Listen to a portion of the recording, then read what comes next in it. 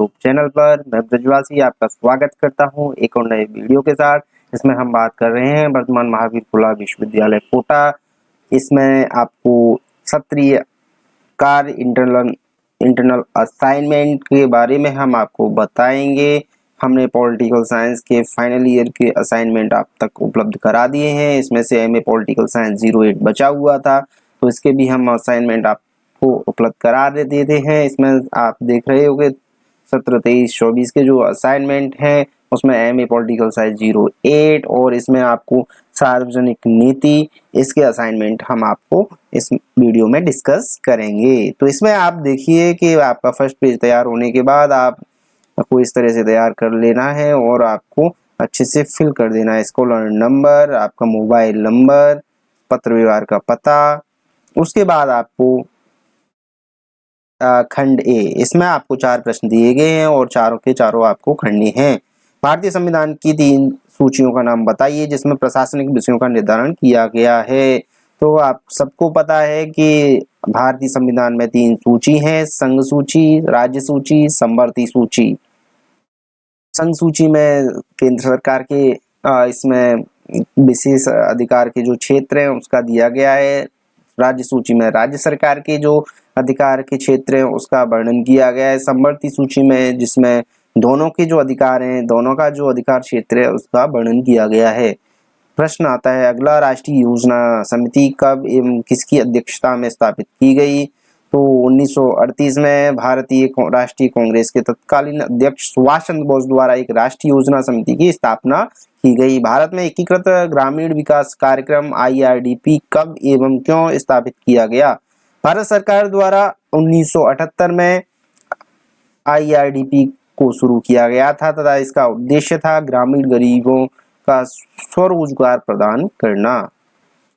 सूचना प्रौद्योगिकी से क्या है? तो इंफॉर्मेशन टेक्नोलॉजी एक व्यापक पेशेवर श्रेणी है इसमें संचार नेटवर्क का निर्माण, डेटा और सूचना की सुरक्षा और कंप्यूटर समस्याओं का निवारण शामिल है।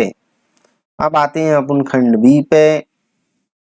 एपल-वी प्रतिवेदन क्या है एवं इसके प्रमुख सुझाव लिखिए। इसमें आपको लिखना है, ये आपको पता है कि प्रशासनिक सुधारों से संबंधित एक रिपोर्ट तैयार की गई थी। इसमें ये बात है भारत 1952 में पॉल एपलवी को भारत आने का निमंत्रण दिया गया। एपलवी 15 जनवरी 1953 को 3000 शब्दों का प्रतिवेदन, भारत में लोक प्रशासन सर्वेक्षण का प्रतिवेदन प्रस्तुत किया। एपलवी के शब्दों में भारत विश्व की लगभग उन 1 दर्जन राष्ट्रों में से है जहां का लोक प्रशासन पर्याप्त रूप से संगठित और विकसित है। अपने प्रतिवेदन में 10 सिफारिश प्रस्तुत की गई थी। राज्य को अधिक स्वायत्तता, लोक प्रशासन में अनुसंधान को प्रोत्साहन, भारतीय लोक प्रशासन संस्थान की स्थापना, केंद्र के संगठनात्मक एवं प्रक्रिया इकाई की स्थापना, योजना आयोग का कार्य केवल योजना बनाने तक सीमित, सूत्र व स्टाफ से स्पष्ट अंतर, प्रत्येक विभाग में मध्यवर्गीय अधिकारियों की बहाली, सभी राज्यों के में कृषि आयकर लगाना चाहिए, कर्मचारियों के प्रशिक्षण कार्यक्रमों पर बल दिया, प्रशासनिक विकेंद्रीकरण का समर्थन एपलवी ने किया। सन 1956 में एपलवी ने अपना द्वितीय प्रतिवेदन प्रस्तुत किया। इस द्वितीय प्रतिवेदन में उन्होंने अपने प्रथम प्रतिवेदन में प्रस्तुत कुछ विचारों में संशोधन भी किया था।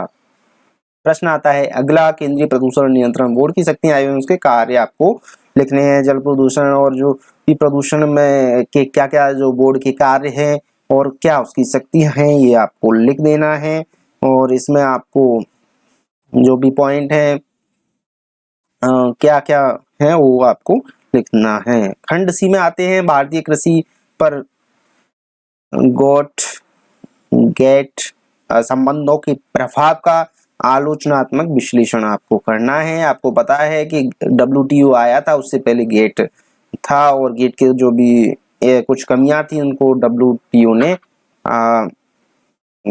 प्रतिस्थापित किया गया। निर्यात में कुछ भी निर्यात में जो वृद्धि, सबसे इम्पोर्टेंट चीज है किसमें, जो किसानों को सब्सिडी दी जाती है और उस सब्सिडी पर इसमें जो भी WTO है और गेट है ये चाहते हैं कि भारतीय किसानों को कोई भी सब्सिडी ना दी जाए। इसमें 2 भी डेवलप्ड नेशन और डेवलपिंग नेशन है उनके बीच में एक द्वंद्व सा भी चलता है। और इसका जो मुख्य उद्देश्य था व्यापार को प्रोत्साहित करना और एक विश्व बाजार स्थापित करना। जो भी पेटेंट नियम है उनका भी इसमें महत्वपूर्ण वर्णन किया गया है। और 2003 में मेक्सिको के शहर कैनकुन में WTO के सदस्यों की पांचवी मंत्री स्तरीय वार्ता सफल रही। इस तरह से कई स्तर की इनमें वार्ता भी हुई और भारत के औद्योगिक क्षेत्र पर इसका प्रभाव क्या था, निर्यात में जो वृद्धि है उसको भी इसमें आप लिख सकते हो। इस तरह से इसमें अनुमान लगाया था 1.5 से 2 अरब डॉलर की अतिरिक्त वृद्धि इसमें दर्ज की जाएगी। जब भी भारत इससे जुड़ेगा तो इसका जो निर्यात होगा वो 2 अरब डॉलर तक बढ़ जाएगा। और इस तरह से जो आमदनी है 6-7 लाख लोगों के रोजगार भी इसमें मिलेंगे। तो इसमें जो विकासशील देश और नई विश्व व्यवस्था में आशा थी कि वे गारमेंट्स, टेक्सटाइल व कृषिगत उत्पाद विकसित देशों की ज्यादा निर्यात कर पाएंगे, परंतु ऐसा नहीं हुआ। एक वर्ष बाद में वर्षों में इसके निर्यातों का इकाई का मूल्य लगभग 20% घट गया। तो ये इसका एक इम्पोर्टेंट कारण था कि गेट है उसको थोड़ा उसकी जगह पे WTO को लाना पड़ा। कृषि क्षेत्र में इसके क्या प्रभाव थे, तो इसमें देखिए सब्सिडी व बीज पेटेंट। बीज पेटेंट में एक इम्पोर्टेंट चीज ये थी कि जो भी पेटेंट कंपनियां हैं एक बार बीज इन्होंने पेटेंट करा लिया और आप अब फसल उगाते हो तो उसके अनाज की जो फसल है जो भी इसके बीज हैं उसको भी नहीं रख सकते हो आप। जैसे भी आपने बाजरा उगाया और उसमें से जो बाजरा है वो आप अपने खाने के लिए काम में ले सकते हो लेकिन उगाने के लिए काम में नहीं ले सकते। तो इस तरह से इसमें बहुत सारे नियम है जो एक संशय के घेरे में आते हैं कि किस तरह से अपने को एक तरह से कि एक किसान अपने खेत में बीज उगाता है, फसल उगाता है, उसके बीज भी नहीं रख सकता। तो ये बहुत बड़ी विडंबना है। किस तरह से ये कंपनियां या कहें ये बड़ विश्व व्यवस्था है जिसमें किसानों के प्रति जो भी सब्सिडी दी जाती है उस पर भी चाहते हैं कि ये सब्सिडी ना दी जाए और ये किसान वर्ग है इसको। तो गेट समझौते के कृषिगत निर्यात थे। गेट समझौते की कृषिगत उत्पादों में निर्यात का अवसर उपलब्ध कराया है, परंतु यह उत्पादन नहीं बढ़ा तो निर्यात के कारण घरेलू बाजार में कृषि उत्पादों का मूल्य बढ़ जाएगा। विकसित देशों द्वारा अपने किसानों को दी जाने वाली सब्सिडी के कारण उनका कृषि वृद्धि सस्ता है और भारत जैसे देश उसकी स्पर्धा नहीं कर सकेंगे। भारत वनस्पति का विदेशी पेटेंट सबसे इम्पोर्टेंट चीज है, जैसे नीम और बहुत सारे जो पौधे हैं जो भारत में पाए जाते हैं उनकी पेटेंट करा ली। हल्दी का पेटेंट करा लिया था जो एक अमेरिकी कंपनी ने। और उसके संबंध में जब भारत की सरकार ने एक तरह का एक रेसिस्टेंट या कहें विरोध दर्ज कराया तब जाके कहीं अमेरिका की सरकार जागी और इस तरह के पेटेंट पर फिर रोक लगाई कि इस तरह की जो भी पहले से उपलब्ध है, जैसे नीम है, नीम का पेटेंट करा लिया था कि नीम को कोई नहीं ले सकेगा, ये तो एक कंपनी का अधिकार हो जाएगा। तो ये पेटेंट के नियम है कहीं ना कहीं एक तरह से दोबारा से गुलामी की तरफ ढकेलने वाले नियम है। तो इस तरह से हमारी वीडियो के साथ बने रहिए। धन्यवाद, टेक केयर, बाय।